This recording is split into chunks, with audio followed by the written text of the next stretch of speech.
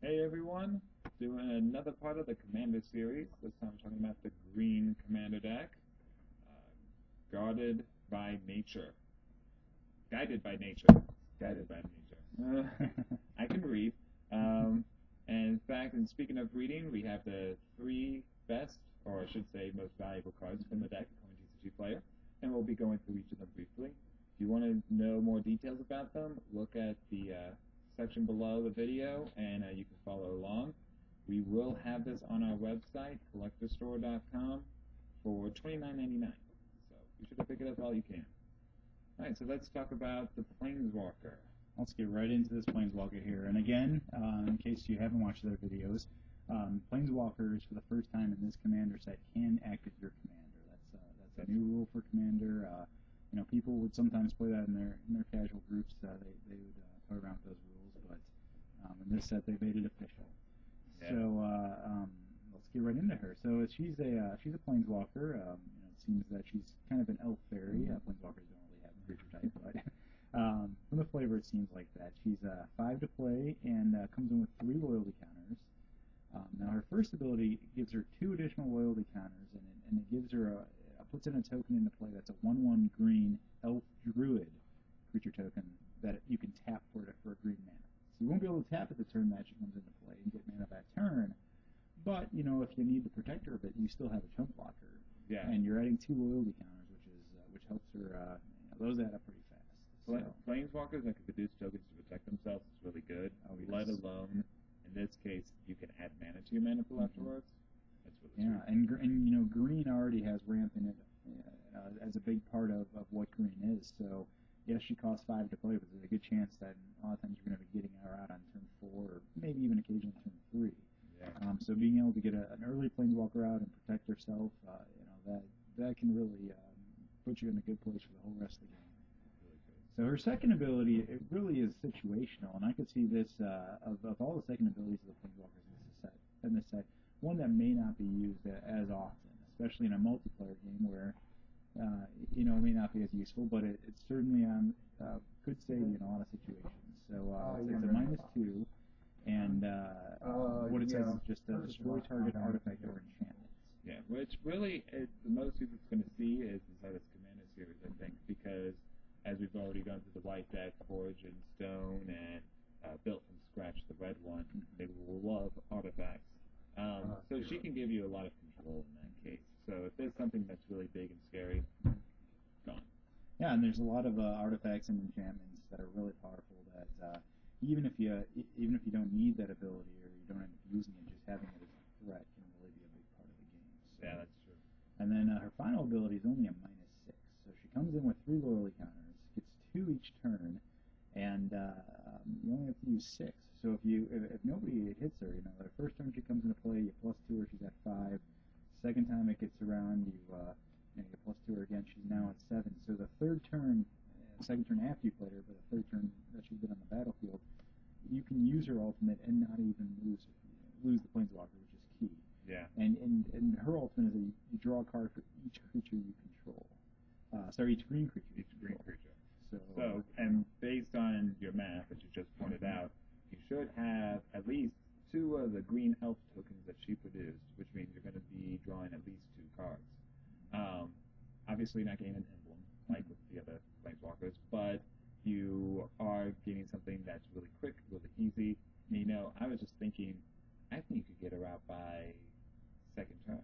There definitely are ways. So you can get that off by turn. But another thing in green that this would be good for is, in Commander games, especially multiplayer, there's a lot of board wipes, a lot of wrath effects that kills everything on the field.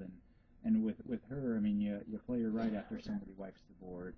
You start getting a couple of those tokens, those creatures out, also mana ramp, and then the third turn she's out, you draw a card. You're going to be in a much better place than everybody else. So she's good if you get her out early. She's good if you get her out later after people have been kind of wiping the board a bit. So a very good Planeswalker, especially for a commander. Yeah. This was a really interesting card.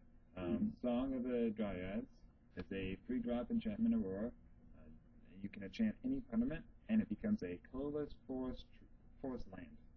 almost saying forest tree because there's a tree on the card. And this one was a bit of puzzler even for me at first on how useful it is, but the ability, a lot of enchantments grant your creatures or whatever you're enchanting some additional abilities. This, however, is a replacement effect. So effectively, you can put it on any type of permanent, and that permanent becomes a colorless forest land and nothing else. Yeah.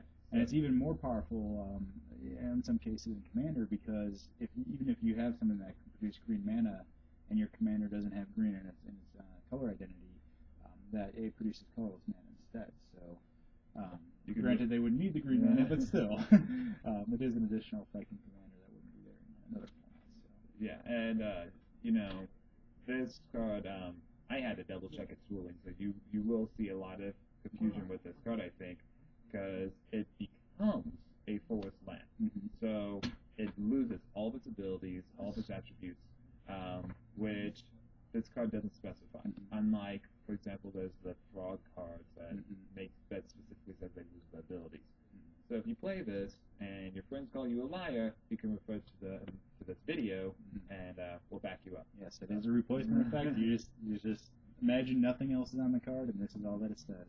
Another good idea, though, that I wanted to say is kind of potential use that you could do creatively with this card is if somebody tries to destroy all non-land permanents, especially if you have a way to flash this in, because otherwise they may not know it's coming. You make something powerful of yours, a Planeswalker even, for example. I guess you would lose loyalty counters, so that might not be good. But the loyalty counters they would stay. They would stay. So that would even work. Yeah. So if you know that a wrath effect is coming that says destroy all non-land permanents, and you have any way to flash in this card, cast at instant speed, you put that on your most powerful creature, and and then the wrath will destroy this.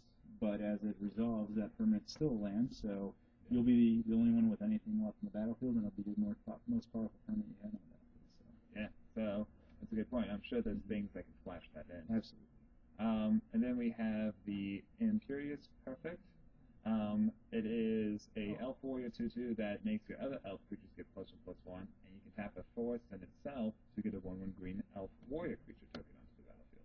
And this is a reprint of a great card, and just one thing that just shows how good of a card it is that it's one of the 3 more expensive cards from this particular commander set, from the green one, and it's only an uncommon.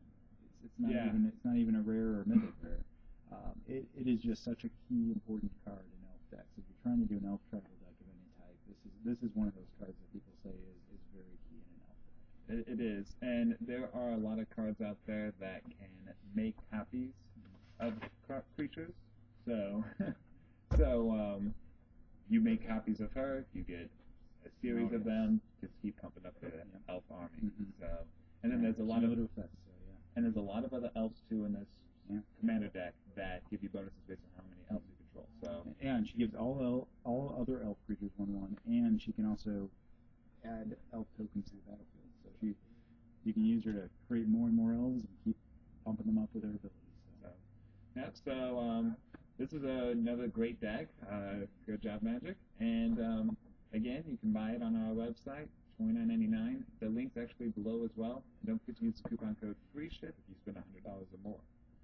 So if there's nothing else to add, This is going to be a fun deck to play around with. Yeah, let's go play some more Magic.